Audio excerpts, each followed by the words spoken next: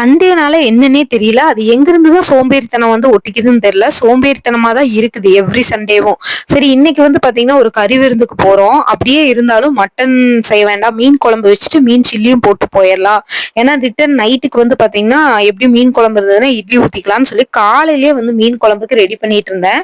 இது என்ன மீனுன்னு வந்து தெரியல. தோல் எடுத்துட்டு தான் சமைக்கணும்னு நெனைக்கிறேன். ஆக்சுவலி பாறை மீன் குழம்புக்கு எடுத்துட்டு வாங்கன்னு சொல்லியிருந்தேன். இது பாறை மீனுன்னு சொல்லி குடுத்துருக்காங்க. ஆனா இது பாறை மீன் இல்ல. ஏன்னா தோல்ல எல்லாம் வந்து பாத்தீங்கன்னா முள்ளு இருந்தது. அது நல்லா நாக்குல எல்லாமே குத்திருச்சு சாப்பிடும்போது. அதுக்கப்புறம் ஒன்ஸ் சாம்பிள் சாப்பிட்டு பார்த்ததுக்கு அப்புறம் 2வது சாப்பிடும்போது தான் அந்த தோலை உரிச்சிட்டு சாப்பிட்டேன். உங்களுக்கு யாராவது இது என்ன மீனுன்னு தெரிஞ்சதுன்னா கீழே கமெண்ட் பாக்ஸ்ல சொல்லுங்க. சண்டே வந்து மீன் குழம்பு காலையிலே வச்சுட்டு மதியானம் விருந்துக்கு வந்து கிளம்பியாச்சு. விருந்துல மட்டன் பிரியாணி, முட்டை, மட்டன் கிரேவி, சிக்கன் கிரேவி அதெல்லாமே வந்து வச்சிருந்தாங்க.